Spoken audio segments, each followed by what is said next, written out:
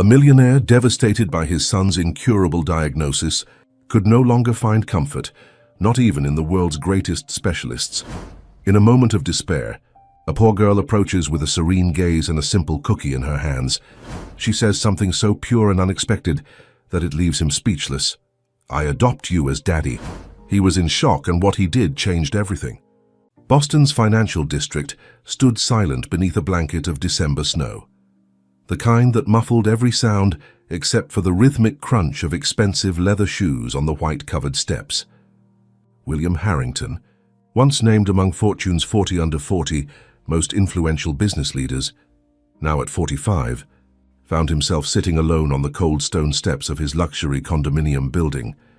The tears came without warning, hot against his frozen cheeks. 3 years had passed since the accident that took away his family, his wife Eleanor and their 6-year-old son James, yet the wound remained as raw as if it had happened yesterday. The holiday season only sharpened the pain. Christmas lights twinkled mockingly across Beacon Hill, their cheerful glow at odds with the emptiness inside him. William wasn't crying over his latest acquisition or the billion-dollar merger his company had just finalized. Money had become merely numbers on a screen, meaningless figures that could never fill the void left behind. He was crying for the life stolen from him, for Eleanor's laugh that once filled their home, and James's small hand that would never again slip trustingly into his. "Mister, are you okay?" The small voice startled him. William quickly wiped his face and looked up to find a little girl, no older than 7, standing before him. She wore a threadbare winter coat several sizes too large, mittens with tiny holes at the fingertips, and carried a small paper bag that emitted a warm, nutty aroma. "I'm fine," he replied stiffly, embarrassed at being caught in such a vulnerable moment. The girl tilted her head, studying him with eyes far too perceptive for her age. "You don't look fine. People who are fine don't cry when it snows." Her directness caught him off guard. William found himself answering honestly. "Sometimes snow makes me remember things I've lost." She nodded as if this made perfect sense. "My grandma says tears wash the soul clean." Without asking permission, she sat beside him on the cold step and opened her paper bag. "Want a roasted chestnut? My grandma and I sell them down by the commons. These are the extras." William hesitated before accepting one.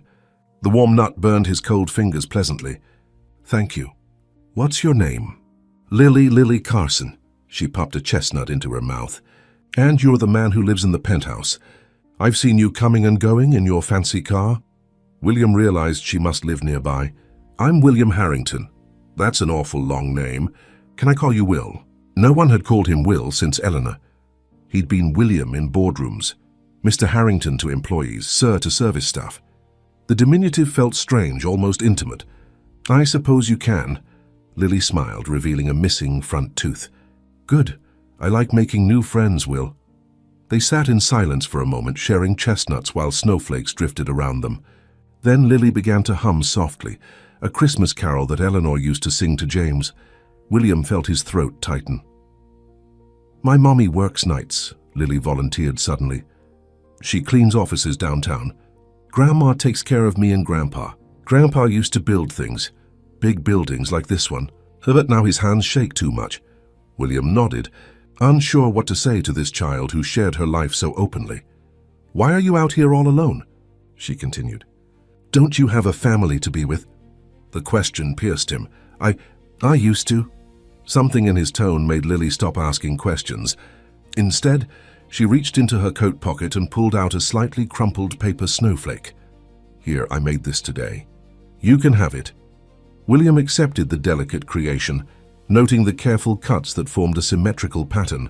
"Thank you, Lily. It's beautiful." "Lily Carson, what are you doing?" A concerned voice called from across the street. An elderly woman, bundled in layers of worn clothing, hurried toward them, her face etched with worry. "I've been looking everywhere for you, child." "I'm fine, Grandma Ruth," Lily said. "I was just keeping Will company." He was sad.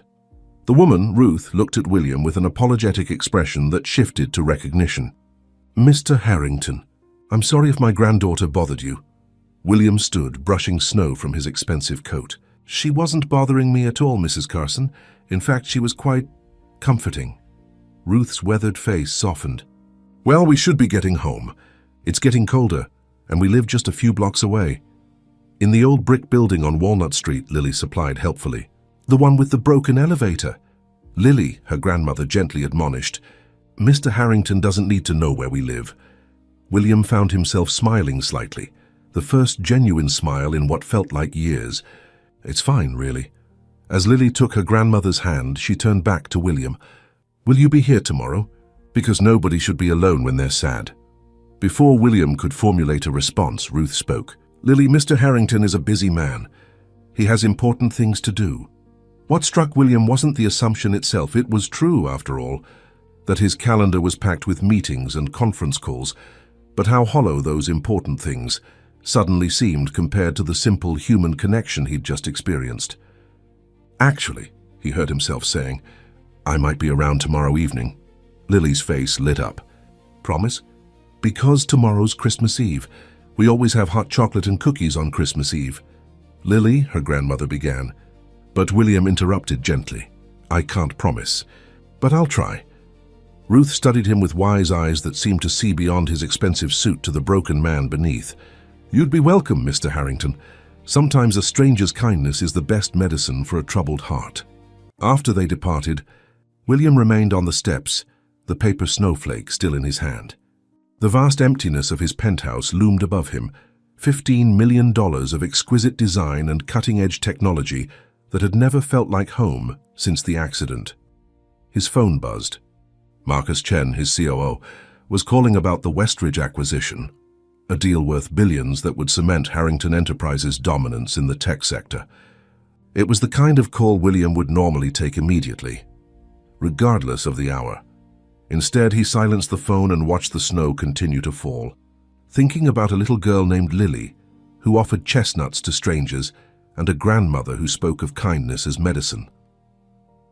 The next morning, William woke before dawn. His sleep had been restless, filled with dreams of Eleanor and James, but for once they weren't nightmares. Just memories, bittersweet but somehow less painful than before. Marcus called again at 6:30 a.m. William, where were you last night? The Tokyo investors are waiting for your decision on the Westridge deal. We need to move on this today. William glanced at his calendar. Back-to-back meetings, calls with international partners, a lunch with the mayor and a charity gala in the evening, the standard schedule of a man who filled every minute to avoid facing his emptiness. Clear my morning? Marcus, he said, surprising both himself and his COO. What? William, the board is expecting. They can wait. There's somewhere I need to go. After hanging up, William stood by the floor-to-ceiling windows of his penthouse, watching the city emerge from darkness. The snow had stopped, leaving Boston transformed into a winter wonderland. In the distance, he could see Boston Common, where a little girl and her grandmother sold chestnuts to make ends meet.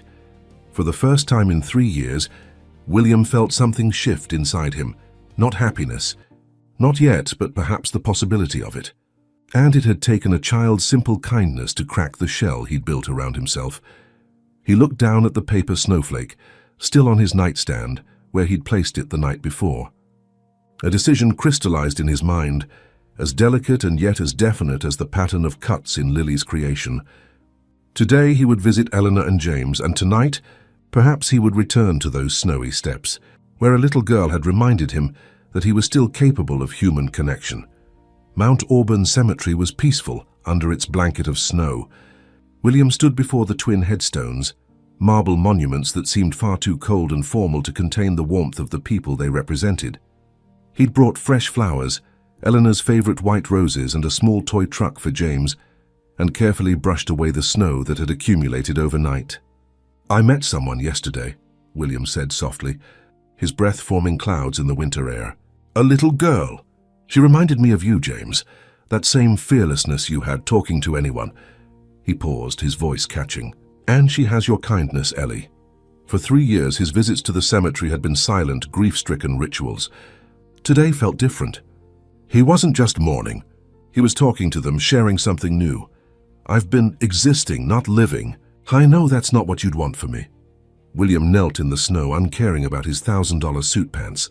I'm thinking about trying something different today, just being present with someone. It feels terrifying. A small robin landed on Eleanor's headstone, its red breast bright against the white landscape. It tilted its head, studying William with a curious eye. James had loved birds, had a whole collection of books about them. The coincidence made William's breath catch. "Is that you giving me permission?" he whispered.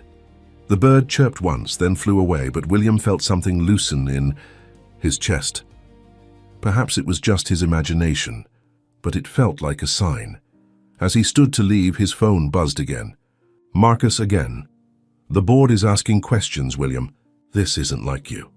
"I need today, Marcus." "Handle it. The Westridge deal. We'll still be there tomorrow." William ended the call and took one last look at the graves. "I'll try," he promised to himself as much as to Eleanor and James. "I'll try to find my way back." As dusk fell over Boston, William found himself once more on the steps of his building. He'd cancelled the charity gala, sending a sizable donation instead. He'd bought a bag of premium chocolates from a boutique chocolatier and a delicate glass snowflake ornament from a nearby gallery. Now he sat waiting, feeling oddly vulnerable. What if they didn't come? What if yesterday had been a random encounter, never to be repeated? Why did that possibility make his heart constrict? "You came back!" Lily's voice cut through his thoughts. She was bouncing toward him, her too large coat flapping around her small frame, her grandmother following more sedately behind.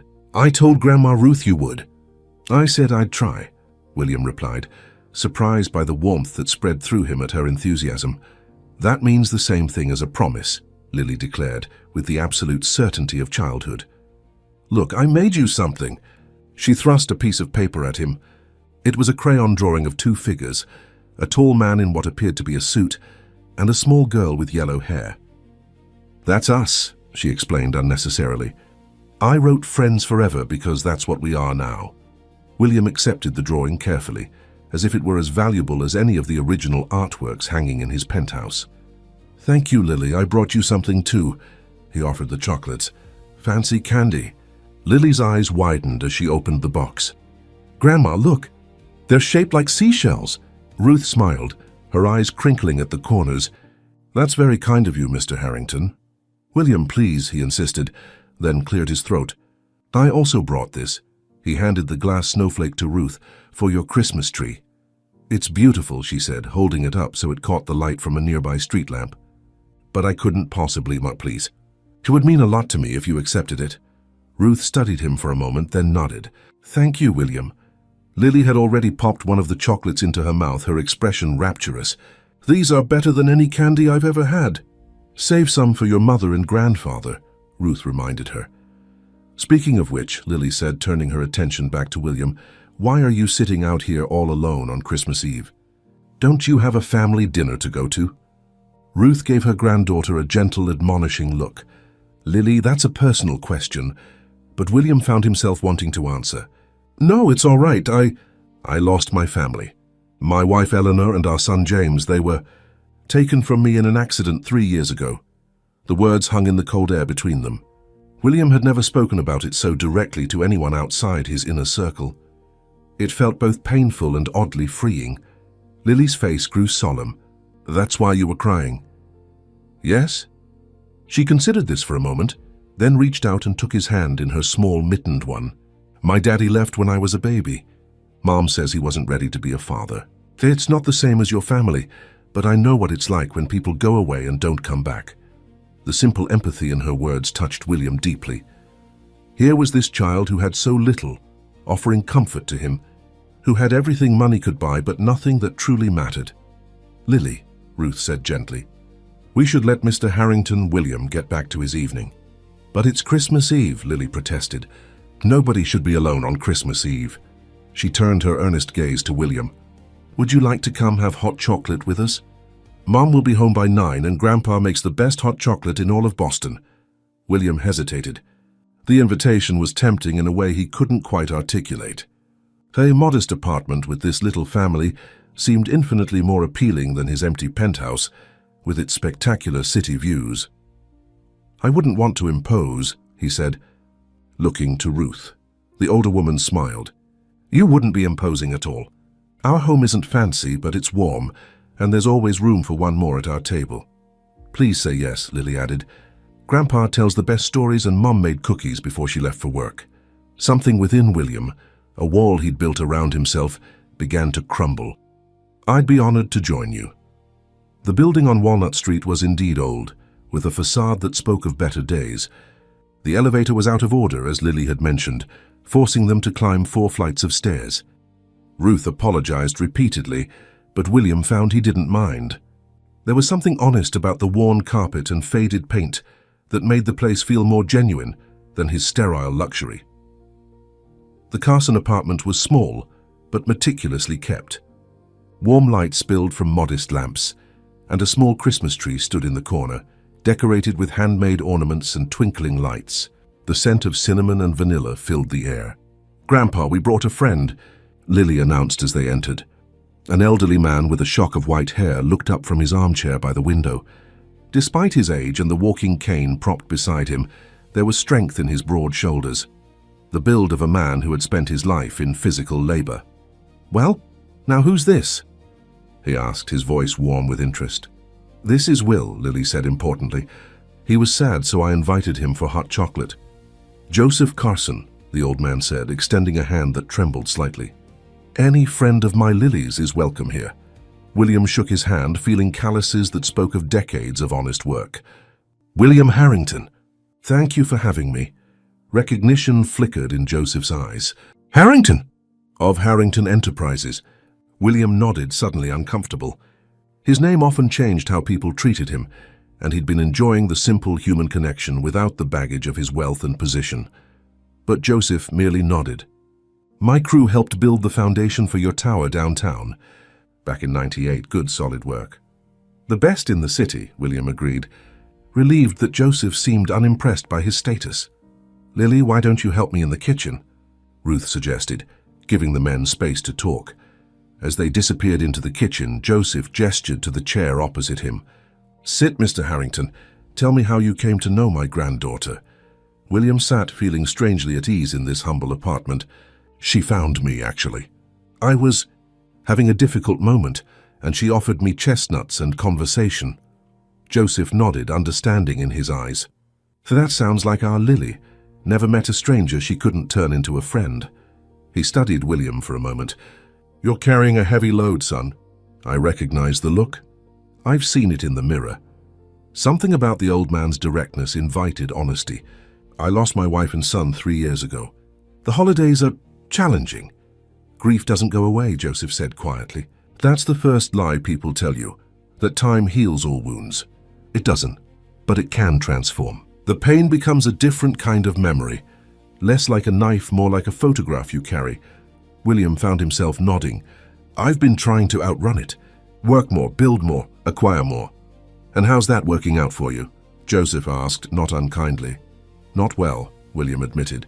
"Hot chocolate delivery," Lily announced, returning with a mug that seemed almost too big for her hands. "With extra marshmallows because it's Christmas Eve." The hot chocolate was unlike anything William had tasted in years, rich and homemade.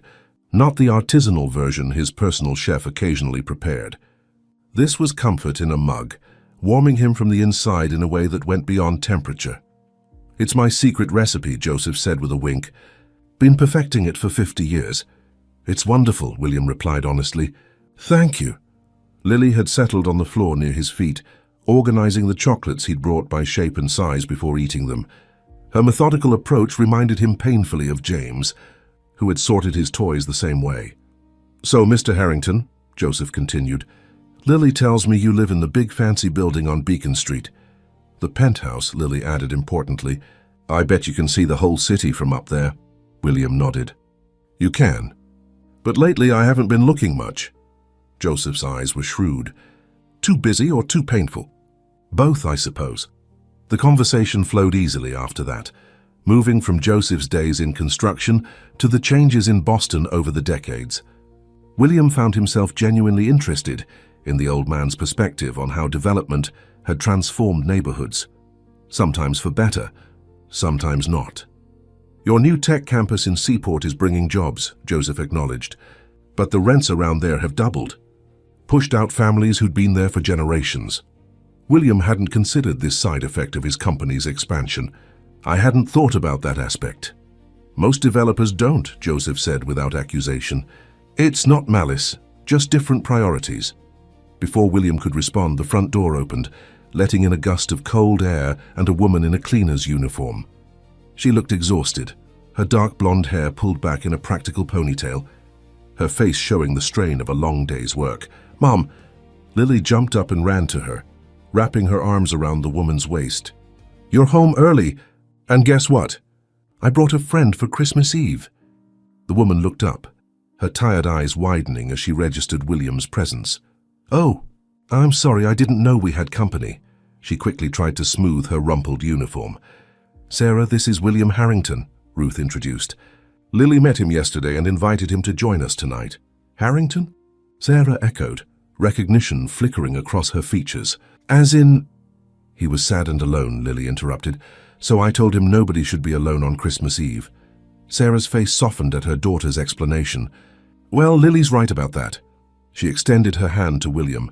"Sarah Carson, please excuse my appearance. The office buildings I clean aren't exactly concerned with how late they keep their cleaning staff on Christmas Eve." William shook her hand, struck by the quiet dignity in her bearing despite her obvious fatigue. "It's a pleasure to meet you, Sarah, and please don't apologize. I'm the one who should be apologizing for intruding on your family evening." "Nonsense," Joseph cut in. "The more the merrier at Christmas." Sarah smiled at her father, then turned back to William. "Well, you're very welcome here, Mr. Harrington." "William, please." "William," she nodded. "If you'll excuse me for just a moment, I'd like to freshen up." As Sarah disappeared into what William presumed was the bathroom, he found himself struck by the family dynamics he was witnessing. Despite their obvious financial struggles, there was a warmth and connection between the Carsons that made their modest apartment feel more like a home than his luxury penthouse ever had. "Mom works really hard," Lily said, reclaiming her spot near William. "She cleans offices at night and takes online classes during the day. She's going to be a nurse someday." "That's impressive," William said sincerely. "It's necessary," Ruth added quietly. "Single mother raising a child in Boston, not easy in the best of times, and these aren't the best of times." William nodded, thinking of the astronomical cost of living in the city, the barriers to advancement for someone like Sarah. "She sounds remarkable." "She is," Joseph said with obvious pride. "Never gives up, our Sarah." When Sarah returned, she had changed into jeans and a simple sweater, her hair loose around her shoulders. The transformation was striking. From exhausted worker to the confident, attractive woman she clearly was beneath the uniform. "So," she said, settling onto the couch beside her mother, "what brings a man like you to our humble abode on Christmas Eve, William?" There was a hint of challenge in her tone, not hostile but wary. William could understand her protective instinct, especially given the vast difference in their circumstances. "Your daughter," he answered honestly. "She has a way of cutting through pretense." Sarah's expression softened. "That she does. Sometimes to my embarrassment." "Mom," Lily protested. "I was just being nice." Will was crying all alone in the snow. Sarah's eyebrows rose. "Crying?" William felt heat rise to his face. "It's been a difficult time of year for me since I lost my family." Understanding dawned in Sarah's eyes. "I'm sorry, truly." "Will's wife and little boy went to heaven," Lily explained in a stage whisper. "Just like Daddy went away, but different." An awkward silence fell, but Joseph broke it with his gentle wisdom. "Loss comes in many forms, but it leaves the same hole in a heart." He raised his mug of hot chocolate. "To those we miss at Christmas." They all raised their mugs in silent acknowledgement, and William felt something shift inside him. A connection to these strangers, who somehow understood the shape of his pain without him having to explain it. The evening continued with the sharing of simple Christmas cookies that Sarah had baked early that morning. Lily insisted on playing a board game, an old edition of Scrabble with worn tiles and a board taped together at the creases. William couldn't remember the last time he'd played a board game, probably with James before the accident. Yet here he was, concentrating intensely on forming words with his tiles, while Lily giggled at his serious expression.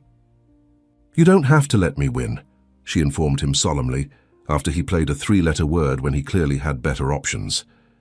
"I'm really good at Scrabble." "I can see that," William replied. watching as she triumphantly placed quixotic across a triple word score. She reads everything she can get her hands on, Sarah explained with maternal pride. The library is her second home. Books are like traveling without going anywhere, Lily said, clearly quoting someone. Miss Jenkins at the library says that. William nodded. Your Miss Jenkins is right. He remembered the extensive library in his penthouse, filled with books he hadn't touched in years. I used to read to my son every night. He loved adventure stories. What was his name? Lily asked gently. James. He was 6 when William swallowed hard. When the accident happened. Just a year younger than I am now, Lily calculated. She reached over and patted William's hand. I bet he was nice like you. The simple kindness in her words brought a lump to William's throat. I was much nicer than me, actually. As the game concluded, with Lily's decisive victory, Ruth began preparing to set the table for a light supper. William insisted on helping despite her protests. You're our guest, she argued. Please, he countered. Let me be useful. It's been a long time since I've done anything ordinary like this. As they worked side by side in the tiny kitchen, Ruth spoke quietly. You know, when Sarah's husband left, we thought she'd never recover. She was just 22 with a newborn and no support. But humans are remarkably resilient, William, given time and the right kind of love. William arranged plates on the table, considering her words. I've had time. I'm not sure about the right kind of love. Perhaps that's why Lily found you, Ruth suggested. That child has an instinct for people who need healing. Before William could respond, his phone rang. He glanced at it, Marcus again, and for the first time in years, he silenced a business call without a second thought. Dinner was simple, a hearty soup, fresh bread, and a small roast chicken that Ruth explained was their Christmas Eve tradition. The conversation flowed naturally, with none of the artificial politeness that characterized William's usual business dinners. These people spoke from the heart, disagreed openly, laughed genuinely. Do you have Christmas plans, William? Sarah asked as they finished their meal. No, he admitted. I usually work through the holidays. Lily looked horrified. Work on Christmas? That's against the rules. William couldn't help but smile at her outrage. Is it? Absolutely, she nodded firmly. Christmas is for family and presents and remembering to be kind to everybody. Well, when you put it that way. You should come back tomorrow, Lily declared, for Christmas dinner. Right, Mom? Sarah looked momentarily surprised, then smiled warmly. Of course. You'd be very welcome, William. I couldn't impose again, he began. It's not an imposition, Joseph cut in. It's Christmas. And Lily's right. Nobody should be alone, especially not tomorrow. William felt something unfamiliar, a lightness in his chest where the heavy weight of grief usually sat. Then thank you. I'd be honored. As the evening drew to a close, William reluctantly prepared to leave.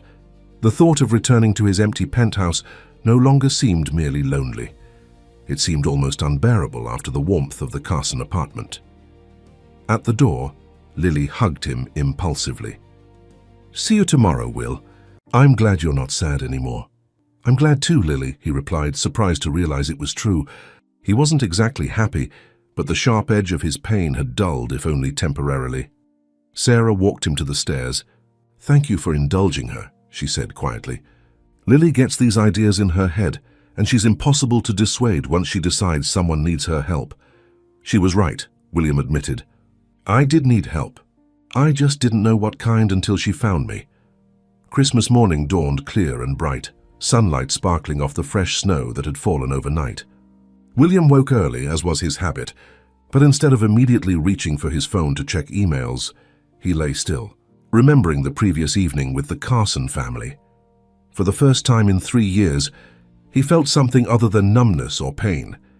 It wasn't happiness exactly, but perhaps its distant cousin, a quiet contentment, a momentary peace. Eventually, he rose and made himself coffee. The sprawling penthouse felt different somehow, not quite as empty, as if the memory of Lily's laughter had lingered in the air. He walked to the windows that overlooked Boston, seeing the city with new eyes. Somewhere out there, in a small apartment with a broken elevator, a family was celebrating Christmas morning together. His phone rang. Marcus, of course. William, Merry Christmas. I hate to disturb you, but the Westridge team sent over revised terms, and I think you'll want to see them before we respond. They're trying to leverage the holiday to pressure us into concessions." In the past, William would have immediately shifted into business mode, demanding details and planning countermoves. Today, he found himself strangely detached from the urgency. "It can wait until tomorrow, Marcus." "Tomorrow?" But the timing is critical. "If we don't respond today, then they'll wait," William said firmly. "It's Christmas, Marcus. Take the day off. Be with your family." There was a startled silence on the other end. "Are you feeling all right, William?" "Better than I have in years, actually." He ended the call before Marcus could protest further. As William showered and dressed, he thought about what to bring to the Carsons for Christmas dinner. Traditional wine seemed inadequate, and they'd likely be uncomfortable with anything too extravagant. Eventually, he settled on a strategy and made a few calls to contacts who owed him favors, people who wouldn't mind working briefly on Christmas Day for the right compensation. By noon, William was walking the few blocks to the Carsons building, carrying several packages wrapped in simple red paper. The neighborhood looked different in daylight, less affluent than his own, certainly, but with a character and history that Beacon Hill sometimes lacked beneath its polished historic facade. As he approached the building, he noticed a man in a suit affixing something to the front door. Drawing closer, William saw it was a notice of some kind. The man departed quickly, not making eye contact with the residents coming and going. Curiosity piqued, William paused to read the notice once the man had left. It was an announcement of a substantial rent increase, effective in 30 days. The language was coldly legal, but the message was clear: many residents would be priced out of their homes. The building owner, Eastland Properties LLC, cited necessary renovations and market adjustments as justification for the nearly 40% increase. William frowned, recognizing the tactic. Eastland was known for acquiring older buildings in gentrifying areas, forcing out long-term residents through steep rent hikes, then converting the units to luxury condominiums. William took a photo of the notice with his phone, then continued inside, a new concern weighing on his mind as he climbed the 4 flights of stairs. Lily opened the door before he could knock, as if she'd been watching for him. "Will, you came. Merry Christmas." She wore a red dress that looked new but not expensive, her hair tied back with a festive ribbon. "Merry Christmas, Lily," he replied, smiling at her enthusiasm. "I brought some presents, if that's all right." "Presents?" Her eyes widened at the packages in his arms. "Mom, Grandma, Will brought presents." Sarah appeared behind her daughter, looking more rested than she had the previous night. She wore a simple green sweater that brought out the color in her eyes, and William was struck again by how attractive she was when not exhausted from work. "You didn't have to bring gifts." "William," she said, but her smile was warm. "Please, come in." The apartment was filled with the aroma of cooking food and the sound of Christmas music playing softly from an old radio. Joseph sat in his armchair, looking festive in a red sweater, while Ruth bustled between the kitchen and the small dining table, which had been decorated with a homemade centerpiece of pine branches and candles. "Merry Christmas, everyone," William said, feeling unexpectedly emotional at the scene of domestic tranquility. "Set those down by the tree," Sarah directed, gesturing to his packages. "Can I get you some eggnog? Dad makes it from scratch." "That would be wonderful, thank you." As Sarah went to the kitchen, Lily took William's hand and led him to the small sofa. "We already opened our presents this morning," she informed him. "I got books and new mittens and a science kit from Santa." "That sounds perfect," William replied. "I'm sorry I missed it." "It's okay. You're here now." She lowered her voice to a whisper. "Did you see the bad paper on the door downstairs?" So she had noticed. William nodded. "I did. Grandma was crying when she read it. She thinks I didn't see, but I did." Before William could respond, Sarah returned with a glass of eggnog. "Here you are. Dad's special recipe. Careful, it's got a kick." William accepted the glass gratefully. "Thank you. It smells delicious." Joseph raised his own glass in a toast. "10 new friends at Christmas." They all raised their glasses, but William couldn't help noticing the strain behind Ruth's smile. The notice downstairs had clearly cast a shadow over their celebration. "Is everything all right?" he asked quietly when Lily had gone to help her grandmother in the kitchen. Sarah hesitated, then sighed. "We just got some bad news. The building owner is raising the rent by almost 40%. We can't afford that." Not with Dad's medical bills and my tuition. I saw the notice, William admitted. Eastland Properties isn't known for their compassion. You know them. I know of them. They have a reputation in real estate circles. He paused. How long have you lived here? All my life, Sarah replied.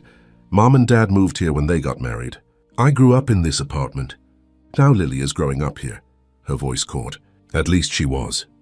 William felt a surge of anger at the faceless corporation disrupting this family's life. Have you looked into tenant rights? Boston has some protections. Sarah shook her head. We've been month to month since our last lease expired. They're within their rights, she forced a smile.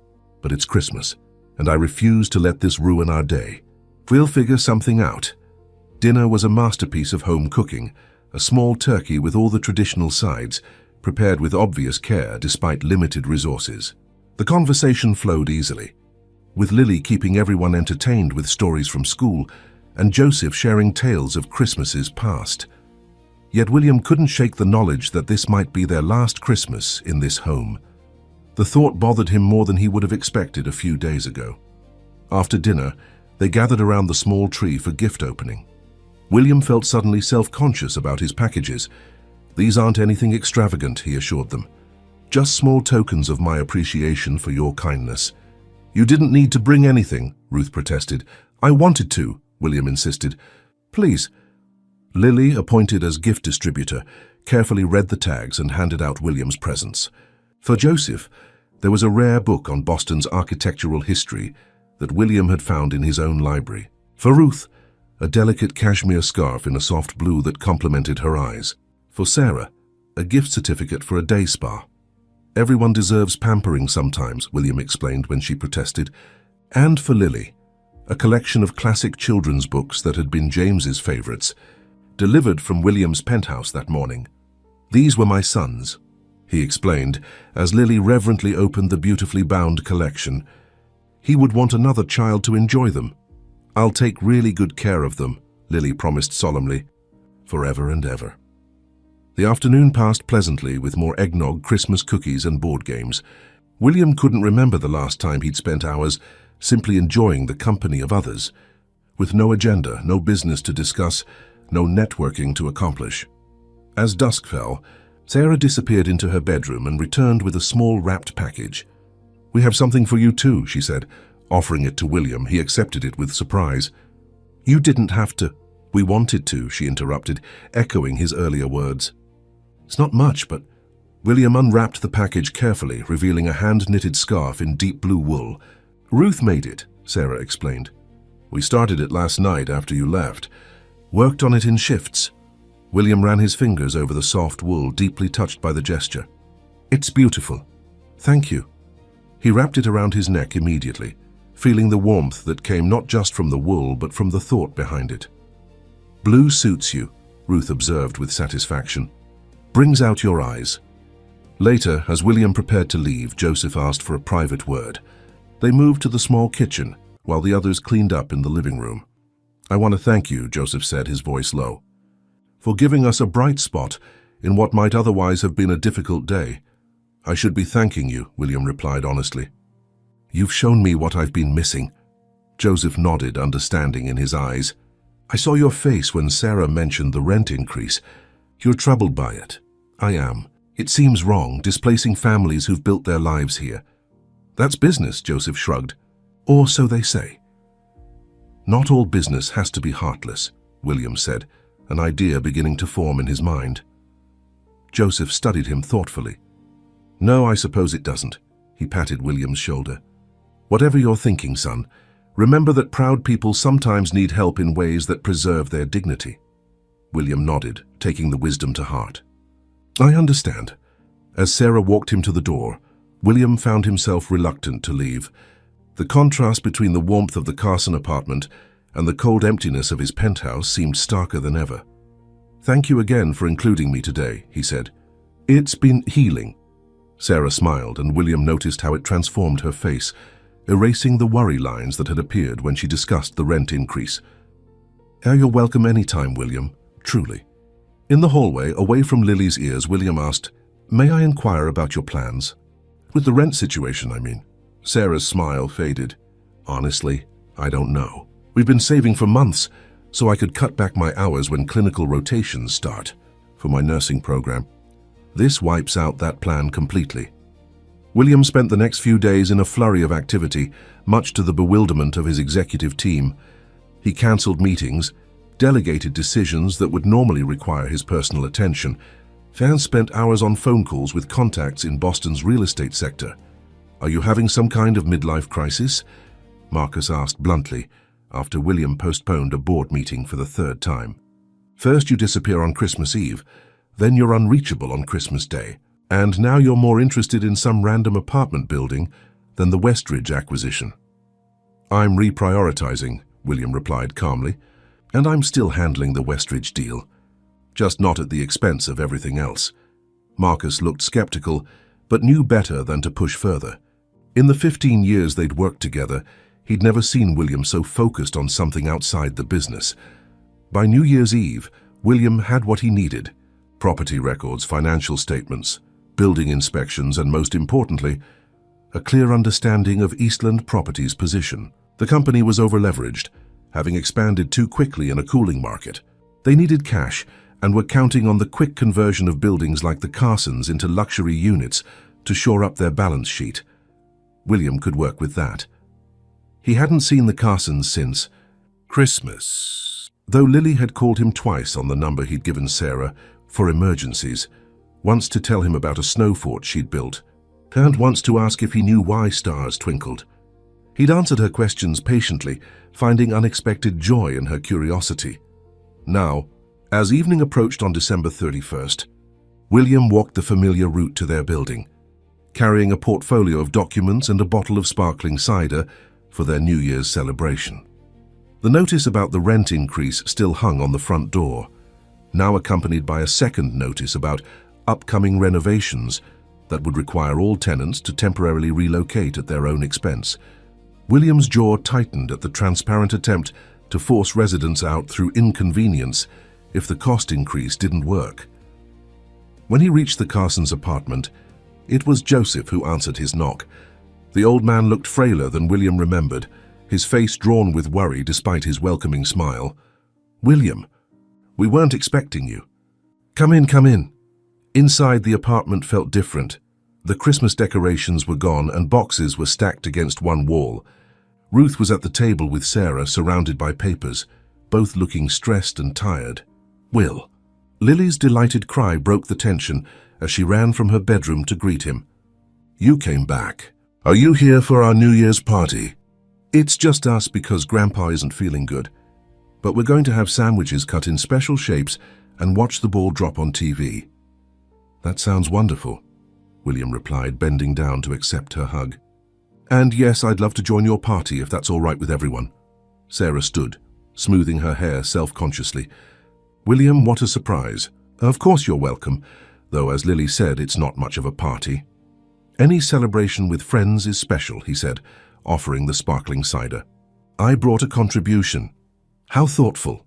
Ruth took the bottle with a smile that didn't quite reach her eyes. "I'll put this in the refrigerator." William gestured to the boxes. "You're packing already?" Sarah sighed. "Just getting a head start. We need to find a place by the end of January, and affordable apartments in Boston don't exactly grow on trees." "Have you had any luck?" "Nothing we can afford that's close enough to Lily's school and my clinical rotation site. We might have to split up temporarily. Lily and Mom could stay with my cousin in Somerville while Dad and I find something else." The thought of this close-knit family being separated bothered William deeply. "Before you make any decisions, I'd like to share something with you, all of you if possible." Joseph gestured to the living room. "Let's sit down. This sounds important." Once they were all settled, Joseph in his armchair, Ruth and Sarah on the sofa, Lily cross-legged on the floor, William opened his portfolio. "I've been doing some research on your building situation," he began. "Eastland Properties purchased this building, and several others as part of a portfolio acquisition 6 months ago. Their business model is to convert affordable housing into luxury condominiums." "We know that much," Sarah said. "They've done it all over Boston." William nodded. "What you might not know is that they're currently facing financial difficulties. They expanded too quickly and now they're cash poor. That's why they're rushing these conversions. They need the money from luxury condo sales. Joseph leaned forward. How do you know all this? I have contacts in real estate finance, William replied, understating his connections considerably. The point is, they're vulnerable right now, and that creates an opportunity. An opportunity for what? Sarah asked, her tone cautious. William took a deep breath. I'd like to purchase this building. A stunned silence followed his statement. You want to buy our building? Ruth finally asked. Why would you do that? Several reasons, William explained. First, it's actually a sound investment. The location is excellent, and with proper management and modest improvements, it could generate steady returns without displacing the current residents. And the other reasons? Joseph prompted, his eyes shrewd. William met his gaze directly. Because I care about what happens to your family, and to the other families who live here. No one should be forced from their home because some corporation decided to maximize profits at human expense. Sarah studied him, her expression unreadable. That's incredibly generous, William, but I'm not sure we could accept such... It's not charity, he interrupted gently. It's business with a conscience. The residents would still pay rent, fair rent that increases only with inflation, not market speculation.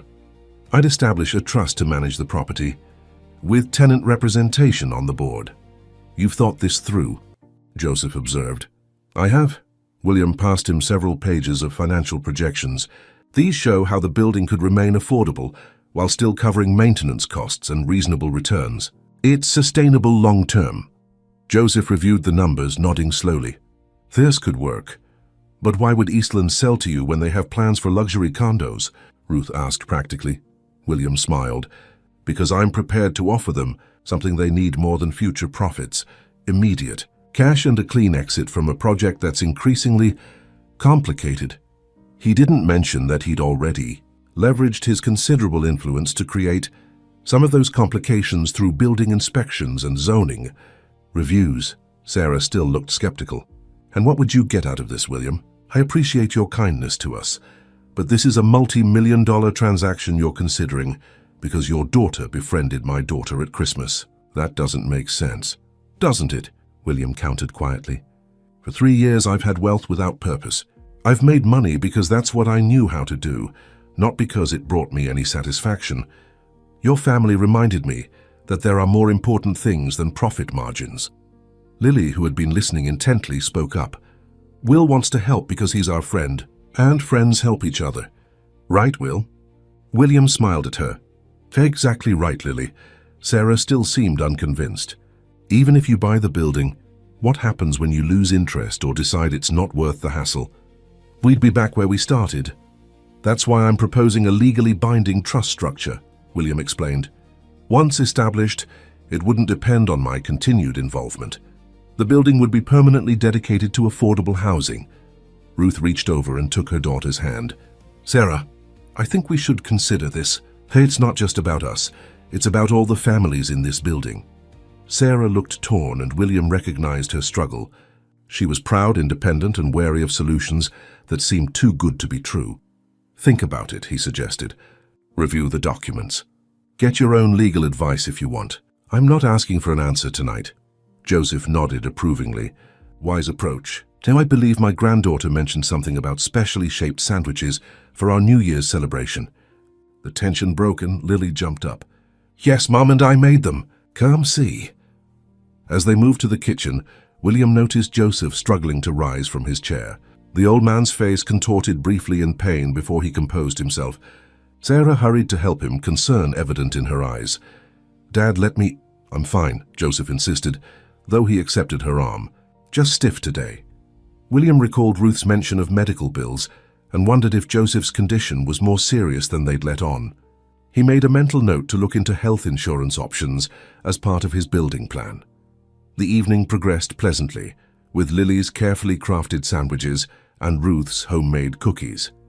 They played board games while waiting for midnight, and William found himself relaxing completely in their company. Even Sarah seemed to warm up as the night went on, her initial skepticism giving way to tentative acceptance of his presence in their lives. Around 11, Joseph excused himself to rest, the evening clearly taxing his strength. Ruth helped him to their bedroom, leaving William alone with Sarah and Lily, who was fighting to stay awake until midnight. "She'll never make it," Sarah said fondly, watching Lily's eyes droop as she curled up on the couch. "She says this every year, but she's never actually seen the ball drop." William smiled. "Determination runs in the family, I see." "Stubbornness," my mother would say. Sarah's expression grew serious. "William, about your offer. You don't need to decide anything now." "I know, but I want you to understand something." She met his eyes directly. "We're not a charity case. We've struggled, yes, but we've always taken care of ourselves." "I never thought otherwise," William assured her. "That's why my proposal is structured as it is. Sustainable, not dependent on ongoing charity." Sarah nodded slowly. "I appreciate that, and I'm not dismissing your offer. Fair's just overwhelming. A week ago you were a stranger. Now you're offering to buy our building." "When you put it that way, it does sound rather abrupt," William acknowledged with a smile. "But sometimes life changes course unexpectedly. Meeting your family has shifted something in me, reminded me of things I'd forgotten." "What things?" she asked softly. "That business decisions affect real people, that wealth brings responsibility, that a home is more than just real estate."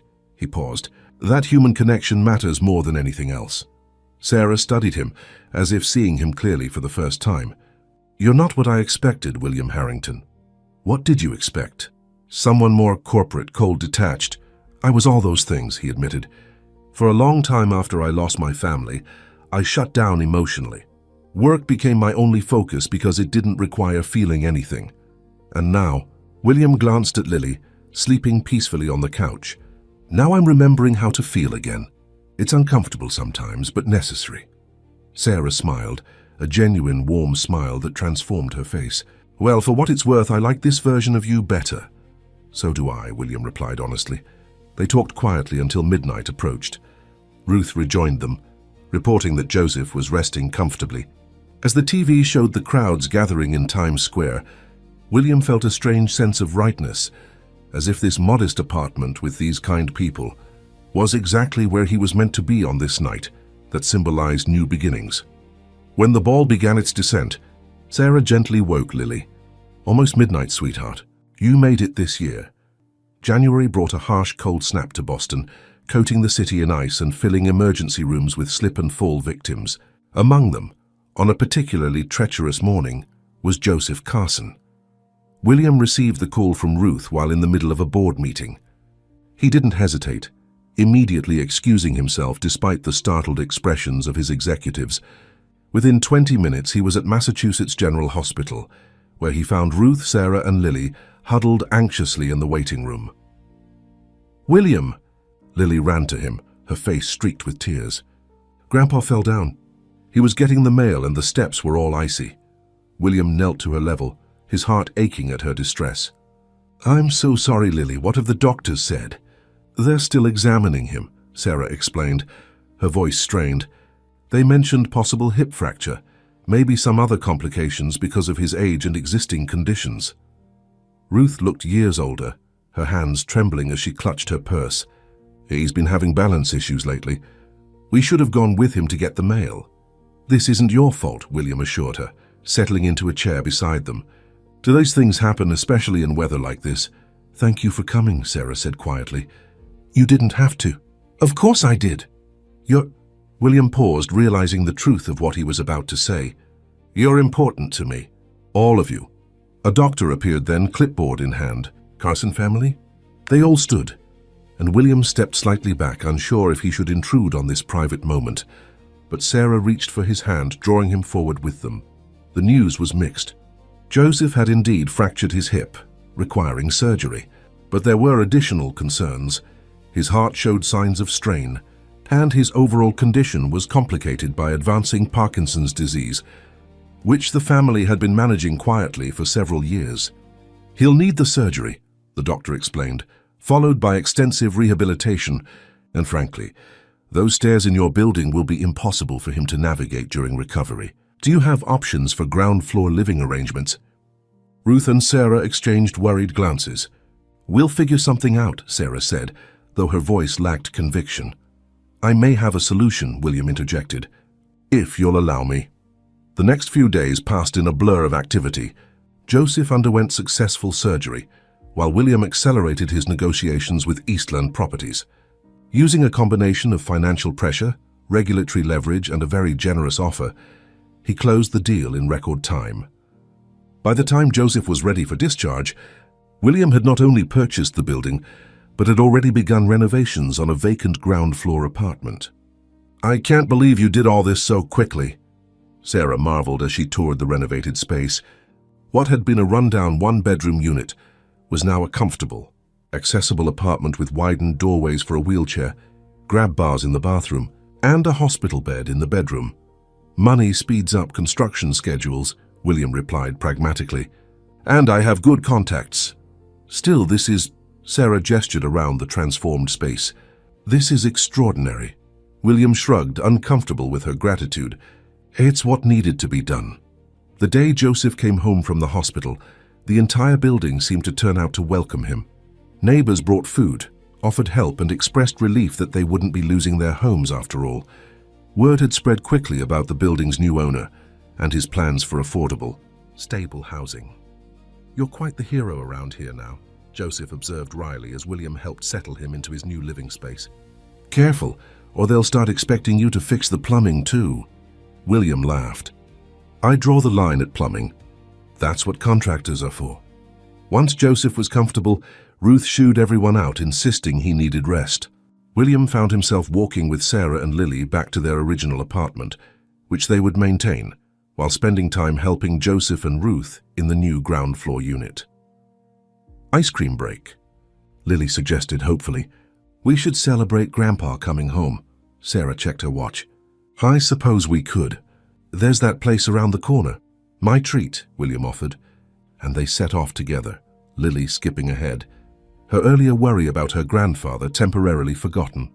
At the ice cream shop, William watched as Lily deliberated with intense seriousness over her flavor choices. Sarah stood beside him, their shoulders almost touching. "Thank you," she said softly. "Not just for today, but for everything. The building, the renovations, being there at the hospital." "You don't need to thank me," William replied. "Helping your family has given me purpose again. If anything, I should be thanking you." Sarah turned to face him fully. "Can I ask you something personal?" "Of course. What changed? Before Christmas, you were just another wealthy businessman. Now you're buying buildings to help strangers and rushing to hospitals when someone you barely know gets hurt." William considered her question carefully. "Do you remember what Lily said to me that first night, about how tears wash the soul clean?" Sarah nodded. "I think that's what happened. For 3 years after I lost Eleanor and James, I stopped feeling. I functioned, I succeeded professionally, but I was hollow inside. Then your daughter found me crying in the snow, and instead of looking away, she sat down and offered me chestnuts." William smiled at the memory. "That simple act of kindness cracked something open in me." "She has that effect on people," Sarah said proudly, watching her daughter now animatedly explaining to the server exactly how many sprinkles constituted a lot. "It's not just Lily, though," William continued. "It's all of you. Joseph's wisdom, Ruth's warmth, your strength. You've shown me what family really means." Sarah's eyes softened. "I'm glad we could give you that." "Triple chocolate with extra sprinkles accomplished," Lily announced, returning with an ice cream cone that seemed precariously balanced. "Mom, what are you getting?"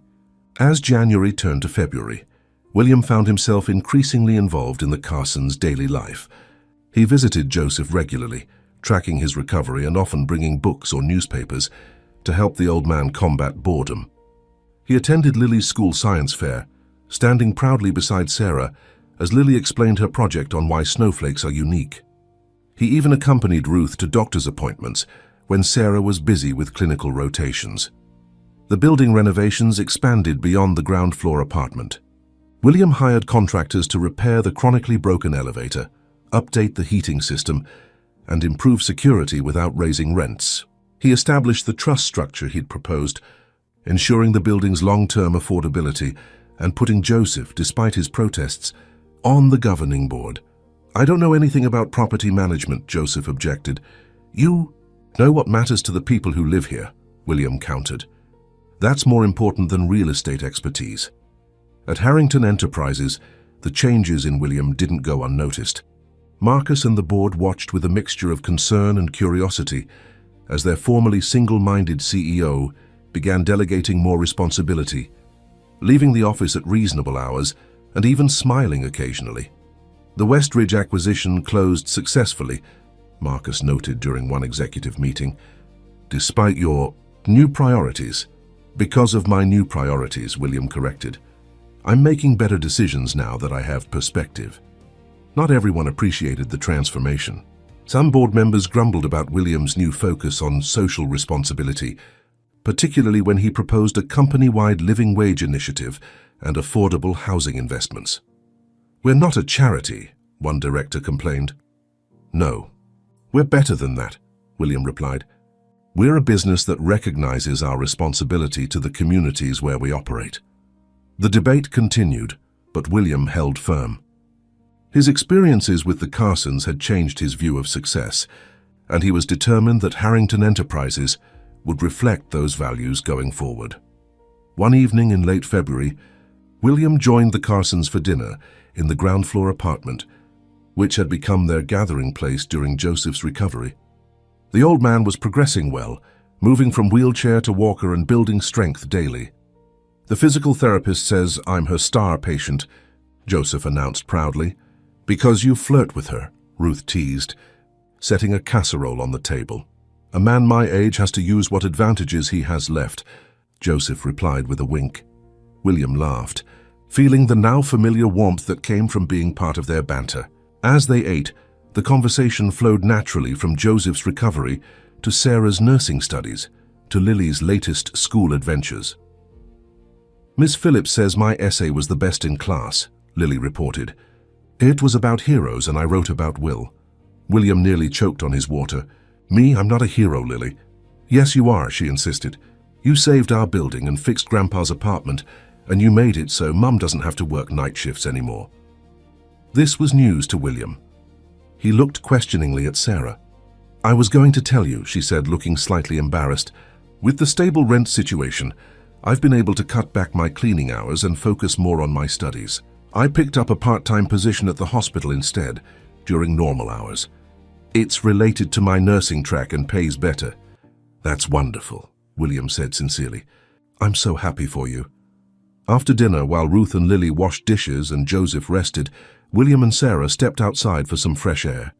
The night was cold but clear, with stars visible despite the city lights. Lily's right, you know, Sarah said as they walked slowly along the sidewalk. You have been heroic for our family. William shook his head. I've just been doing what felt right. Your family saved me, Sarah, not the other way around. She stopped walking and turned to face him. Maybe we saved each other. Something in her voice made William's heart beat faster. They stood close, their breath forming clouds in the cold air between them. Sarah, there you are. Lily's voice interrupted whatever William had been about to say. She bounded down the front steps of the building, coat unbuttoned, clearly having rushed out after them. Grandma wants to know if you want coffee and her apple cake.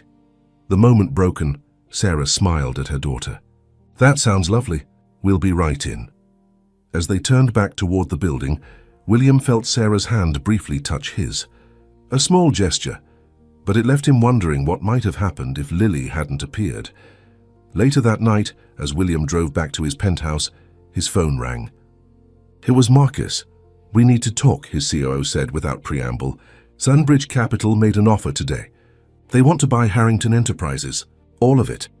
The Sunbridge Capital offer dominated William's thoughts for days.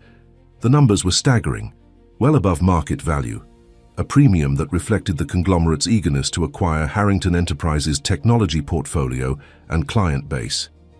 If William accepted, he would walk away with billions, enough wealth to last several lifetimes. It's an extraordinary opportunity, Marcus insisted during an emergency board meeting. The shareholders would see an immediate 40% return. We'd be negligent not to consider it seriously. The boardroom, once William's natural habitat, now felt stifling. The executives around the table nodded in agreement with Marcus, their eyes gleaming with the prospect of their own payouts from the deal. I'll need time to review the details, William said, his voice neutral despite the turmoil inside him. Let's reconvene next week. As he left the meeting, William heard the whispers behind him, concerns about his judgment, speculation about his strange behavior since Christmas, worries that he might actually reject the offer that would make them all even richer. In his office, William stood by the window overlooking Boston. From this height, he could see the river, the university campuses, the historic neighborhoods, and somewhere in that landscape, a small building on Walnut Street where a family had taught him to feel again.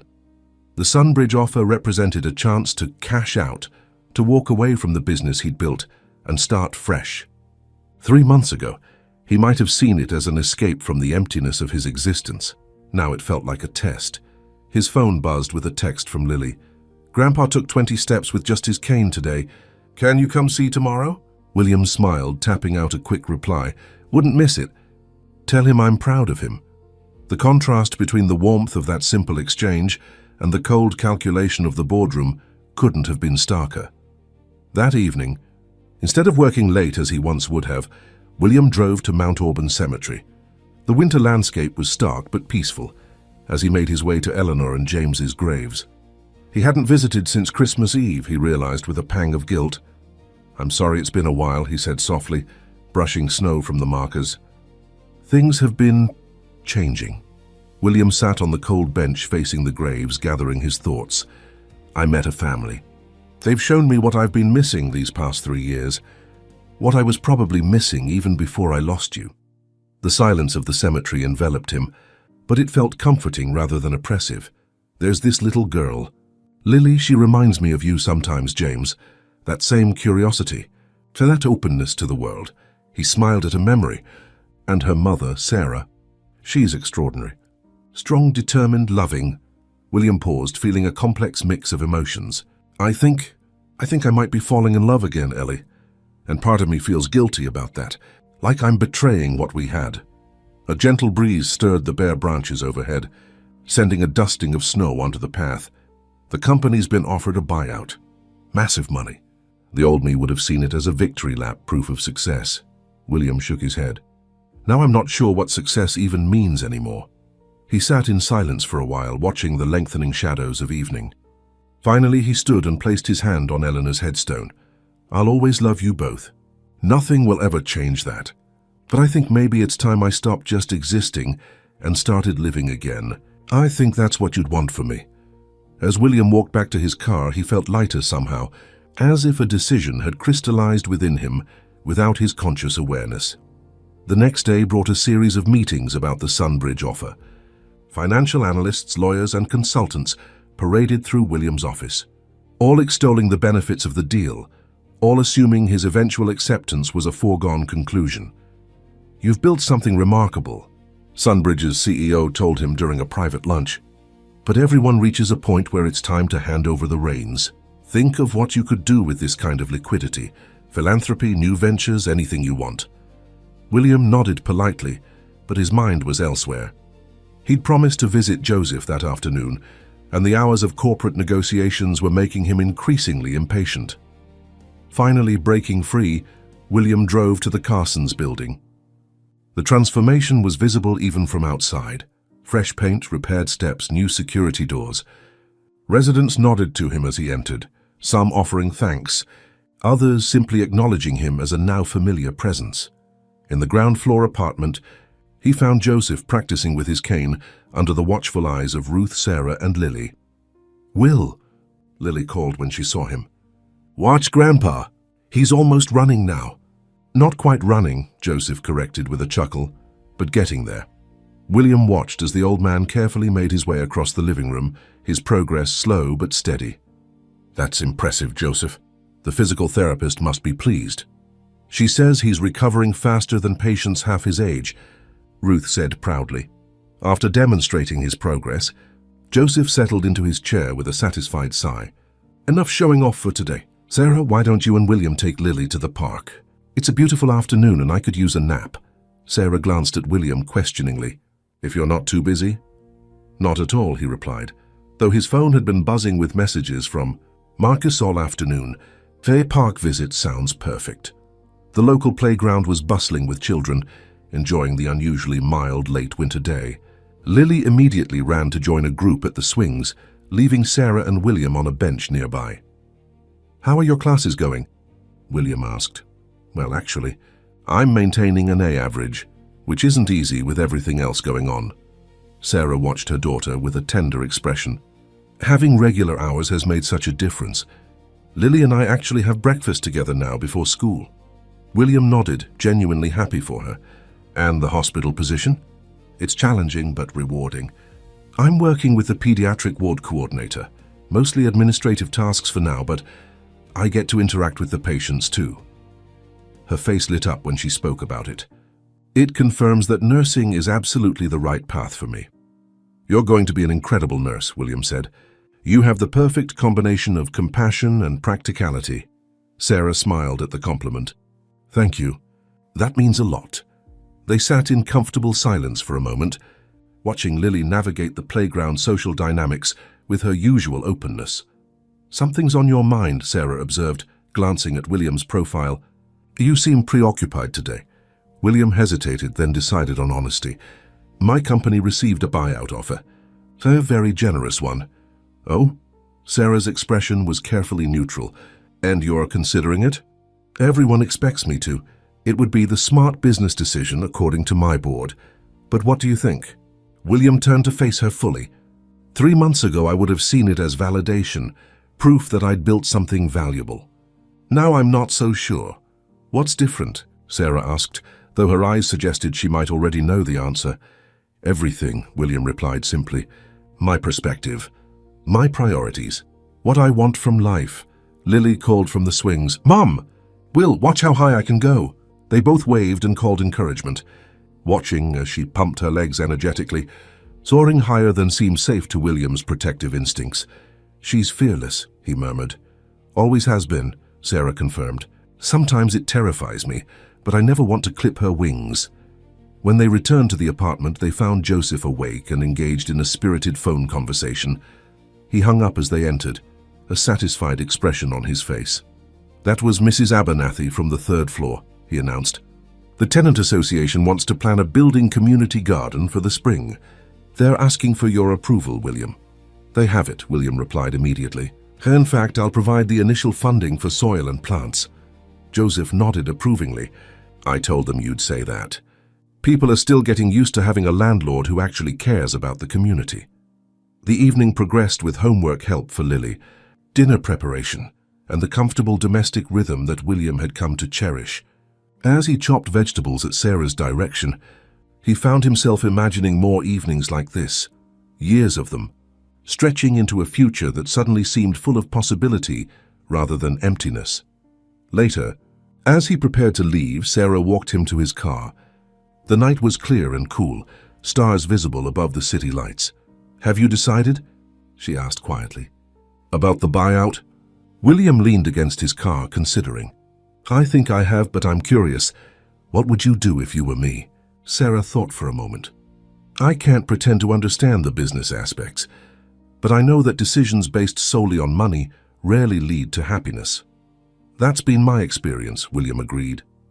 "When my ex-husband left," Sarah continued, "he said he felt trapped by family life. He wanted freedom, adventure, the chance to find himself." She shook her head at the memory. "Last I heard, he was on his 2nd divorce and miserable in Arizona." "Some people don't recognize what matters until it's gone," William said. "And some people," Sarah added, meeting his eyes, "are fortunate enough to get a second chance to discover it." The moment stretched between them, filled with unspoken meaning. Then Sarah smiled and stepped back. "Whatever you decide about your company, William, know that you'll always have a place at our table." Those words stayed with William as he drove back to his penthouse. A place at their table. Such a simple thing, yet it represented everything he'd been missing. The next morning, William called an emergency board meeting. The executives arrived expecting an announcement about accepting the Sunbridge offer. Instead, they found William calmly outlining his vision for the company's future. Independent, focused on sustainable growth, and committed to social responsibility. "I'm rejecting the Sunbridge offer," he concluded, ignoring the shocked expressions around the table. "Harrington Enterprises is not for sale." "William," Marcus sputtered, "you can't be serious. The premium they're offering is substantial, yes, but some things are worth more than money." William stood, signaling the end of the discussion. My decision is final. Those who wish to remain with the company under this direction are welcome. Those who don't, I understand, and I'll ensure fair severance packages. He left the boardroom amid a chorus of protests and arguments, feeling strangely peaceful. For the first time in years, perhaps ever, his business decisions aligned perfectly with his personal values. It was liberating. Spring arrived in Boston with a burst of color and renewal. The community garden Joseph had mentioned took shape in the building's small courtyard, with residents of all ages participating in the planting. William often joined them on weekends, enjoying the simple satisfaction of working with his hands in the soil. On a particularly beautiful Saturday in April, he arrived at the building to find Lily waiting for him by the garden. Practically vibrating with excitement, "Will, finally! I've been waiting forever." William laughed. "I'm right on time, according to my watch." "Well, your watch is slow," she declared, grabbing his hand. "Come on, I have something super important to show you." She led him not to the garden, but to the small playground area he'd had installed behind the building. The swings and climbing structure were already popular with the building's children, but today Lily bypassed them, heading for the wooden bench beneath a flowering dogwood tree. "Sit here," she instructed, her expression suddenly serious. William complied, curious about her mysterious behavior. "What's this about, Lily?" "It's about family," she said solemnly. "And choices." William's eyebrows rose. "That sounds very profound." "It is profound," she agreed, clearly enjoying the word. "I've been thinking a lot about families and how they get made." "Oh?" Lily nodded, her expression earnest. "Some families are born like me and Mom and Grandma and Grandpa. We're family because of blood." William nodded, wondering where this was going. "But some families are chosen," Lily continued. "Like when people get married or adopt kids. They decide to be family." "That's true," William agreed. Lily took a deep breath as if preparing for something momentous. "I've made a decision. I want to adopt you as my dad." William felt his heart stop, then restart with a painful lurch. "You, what?"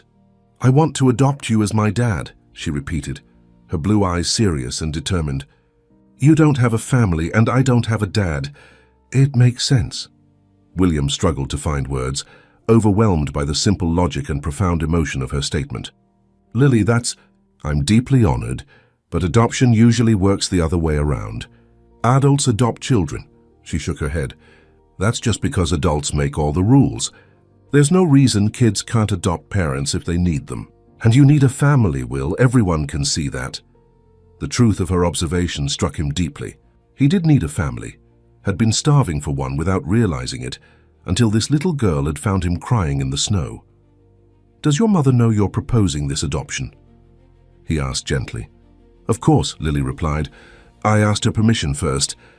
I'm not allowed to adopt people without telling her." William's heart raced. "And what did she say?" "She said I should ask you myself, because it's an important question that deserves a proper answer." William looked up to see Sarah standing a short distance away, watching them with a mixture of tenderness and uncertainty. She offered a small smile and a nod, confirming Lily's account. "So," Lily prompted, reclaiming his attention, "will you let me adopt you?" "As my dad?" William felt tears welling in his eyes, not tears of grief this time, but of overwhelming joy and gratitude. "Lily Carson, I would be honored beyond words to be adopted by you." Her face broke into a radiant smile. "Really, you mean it?" "I mean it with all my heart," William affirmed, "though we might need to work out the details of what this adoption looks like in practice." "That's easy," Lily said confidently. "You'll come to my school events and help with my homework, and have dinner with us lots of times, and take care of me if Mom needs help, and love me forever." "That's what dads do." "That sounds perfect," William agreed, his voice thick with emotion. "And I promise to do all those things, Lily. Forever." She threw her arms around his neck in a fierce hug. "I knew you'd say yes. Now we're family for real." Over Lily's shoulder, William saw Sarah approaching, her eyes suspiciously bright. "I hear." "Congratulations are in order," she said softly. "For both of you." "Your daughter is very persuasive," William replied, standing with Lily still clinging to him. "And very wise." "She gets that from her grandfather," Sarah said, "along with her stubborn streak." "I'm not stubborn," Lily protested, finally releasing William. "I'm determined." There's a difference, Sarah laughed. Of course there is. Why don't you go tell Grandma and Grandpa the good news? They're in the garden. Once Lily had dashed off, Sarah turned to William. I hope you didn't feel pressured. She's been planning this adoption for weeks, but if it's too much... William took her hands in his. It's not too much. It's everything I didn't know I needed. Sarah's expression softened. She loves you, you know. We all do in our different ways. And I love all of you, William replied. Then, gathering his courage, he added, especially you, Sarah. Her eyes widened slightly. William, I don't expect anything, he said quickly. I know this is complicated. I'm technically your landlord. There's our age difference, and you have Lily to consider. But I wanted you to know how I feel. Sarah studied him for a long moment, then stepped closer. Complicated doesn't mean impossible, she said softly. And some things are worth figuring out no matter how messy the process might be. William felt hope bloom in his chest. Does that mean... It means, Sarah interrupted with a smile, that I'd like to see where this goes. Slowly, carefully, with Lily's well-being as our priority. I wouldn't want it any other way, William assured her. 1 year to the day after Lily had found William crying on the snowy steps, they returned to that same spot. But this time, William wasn't alone or in pain. He stood with Lily, Sarah, Ruth, and Joseph, now fully recovered and walking with only occasional use of a cane. The building behind them had been transformed, not into luxury condominiums, but into a vibrant, affordable community where families could put down roots without fear of displacement. It's strange to think how much has changed in just 1 year, Sarah mused, her hand resting comfortably in William's. All because Lily decided to share her chestnuts with a sad stranger, Ruth added, smiling at her granddaughter. Lily, now 8 and even more confident, grinned up at William. I knew you were special, even when you were crying. You were right, William acknowledged. You saw something in me that I'd forgotten was there. As they stood together,